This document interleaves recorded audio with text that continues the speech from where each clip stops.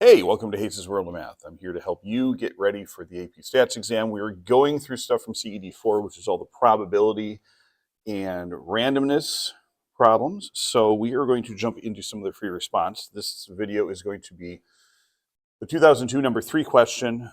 Other ones are going to be linked at the, there's a playlist, but everything from probability we're also going to go through, and there's a list to all these worksheets and all the packets and setup along with answer keys, etc. down below. Look for the 3-week review.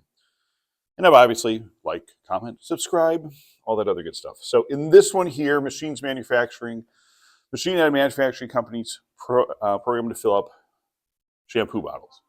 A couple important parts here. It is normally distributed, so that means that we can use z-scores. Mean of 0.6 liters, standard deviation of 0.04. This here is my mean. Variable A represents the amount of shampoo in liters that is inserted into a bottle by the filling machine. A bottle is considered to be underfilled if it is less than 0.05. Determine the probability that a randomly selected bottle would be underfilled. So for this setup, we've got basically, it's a normal curve, which I believe I have here. So I've got a normal curve here. I'm looking for the ones that are less than half a liter. My mean is 0.6, so I'm going to be on the left side of the curve, which means I'm going to have a negative z-score. Have my normal stuff out here, and this right here is what I am trying to find. I've listed out the material over here. So the setup of this is just basically finding the z-score and then calculating it out from there. So here I have my z-score of 0.5 minus 0.6, all divided by 0.04, which gives me I'm negative 2.5 standard deviations. I'm sure it's negative. I'm 2.5 standard deviations below the mean.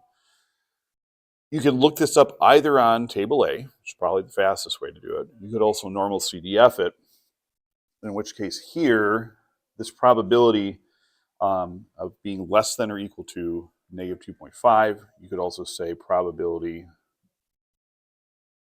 of X is less than, actually it should be A is less than. X is less, so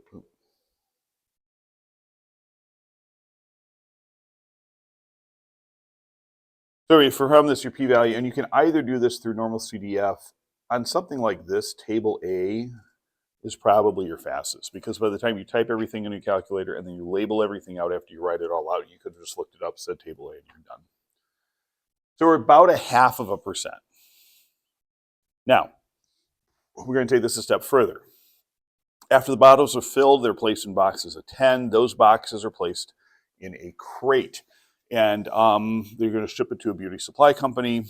And when you obviously take inventory, you don't necessarily check if every bottle's fine. You're just going to see, in this case, they have a setup. They're going to see, we're going to check one box. And here, if 2 or more bottles in that selected box are underfilled, they can reject the entire crate and send it back for new stuff or get a refund. So the beauty supply warehouse manager is interested in the probability that the crate shipped to the warehouse will be rejected. So again, here we want it to be rejected. And up here, it says if 2 or more bottles are selected in the box or underfilled, the entire case will be rejected. So that's what we're looking for. So the random variable that we're having here is the number of underfilled bottles in a box. Should probably be a box of 10 bottles. Probably the better way to say it. Now, is a binomial distribution. Why is it a binomial distribution? Because it hits all of the parts. It's binary, you have a yes or no. Up above, we were looking for a number. But once here, all this warehouse manager cares about is it underfilled or not? He doesn't care how much it is. He just wants to know, am I below that threshold? So it hits all the bin stuff. Binary, it's independent. One bottle, they say up here, assume that they're independent of each other. N is a fixed number of trials. There's only 10 bottles per box, and then it's the same probability, 0.0062, for each bottle to be underfilled. So it fits all of that. Now, according to the rubric, you don't necessarily have to write all of that out. You could if you wanted to, if it's helpful for you. Determine the probability that a crate will be rejected by the warehouse manager. Show your work. Okay, so I want to know what's the probability that X, the number of underfilled bottles, is greater than or equal to 2. You've got a couple of different options here. I'm going to give you the most straightforward one. You can go through and we're going to, you could either find the probability of 2 and 3 and 4 and 5 and 6 and 7 all the way up to 10 and add those all together. You could also do a binomial CDF of what are the chances of getting 2 or more underfilled bottles, which would be the same as getting 8 or less, because remember, binomial CDF always goes to the left. 8 or less filled bottles. You could also go through and say, okay, what's the probability of having 0 underfilled bottles and 1 underfilled bottle? We've got a couple of different scenarios here for you. One way you could do it is this. This is just the straight math way. So right here, this is the probability of 0. What's the probability of having 10 perfectly filled bottles, which is going to be 1 minus the probability that is underfilled, times the probability of 0 underfilled bottles. So you've got that. So that's going to be why this is to the 10th power and this is to the 0 power. We're going to then also subtract off the number of ways that you could set up and get 1 underfilled bottle. So that's, I have 9 filled bottles, 1 underfilled bottle, but then remember there are 10 different ways of doing that. That underfilled bottle could be the 1st, the 2nd, the 3rd, the 4th, etc., all the way up to the 10th. So that's why we have 10 different options. The easier way to do it, and the reason why I'm explaining that way first is so you can picture it in your head. The easier way to do it is this. You've got a binomial, you know it's a binomial distribution. And so we have 10 trials, probability is 0.06, and we want, since this is CDF, okay, this is going to count 0 and 1 for my X values. And then it will just spit out the calculator for you. Again, as a reminder, make sure you label out your parts when you're using your calculator. From there, your answer will turn out to be the same thing. You will end up getting a 99.83% chance that everything will be fine, which means the probability of rejection is going to end up, you're going to have to go 1 minus this. So actually this is also going to be 1 minus that. My apologies. And so you're going to get an answer of just above 0.1%, 0.0017.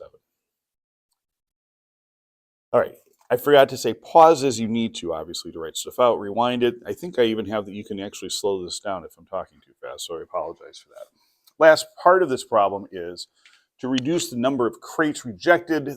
The warehouse manager is considering reprogramming out, or by the warehouse manager, the company's thinking about reprogramming it. And so the new programming is saying, okay, I'm going to have a mean of 0.56 and a standard deviation of 0.3 liters. So the question is, what percentage, this is going to be very similar to the first one, percentage under this new program will underfill your bottles, excuse me.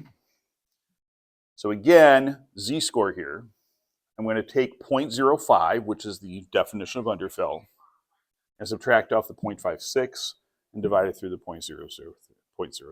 And that gives me a z-score of -2. Now, if you're thinking about what's already going on, I already have a net on the graph here. The previous one, if we're comparing the two standardized scores, was -2.5. Yeah, that's the old one. My current one is -2. So already I know the area is going to be bigger, in which case I would say don't reprogram this. And that's what's over here. Just to be safe, I'm going to go through table A so I can get a percentage. Via table A, a z-score of -2 would get me an answer of 2.25%, basically 0.25%, 0.0228. Now you do have to make it look nice, so we're going to come through and say this. Since the probability of underfilling a shampoo bottle with the new programming is greater than the original programming, and I'm showing the example here with etc., it's recommended to keep the original programming. So notice you have a little bit of context in there and you have some evidence to do that. So that is how you go through and do the 2022 number 3 problem from that. Up over here, I'm linking to the rest of these problems from CED 4. And then up above here, I'm going to go ahead and link to what's coming up in CED 5. Okay, so we'll see you next time. Thanks.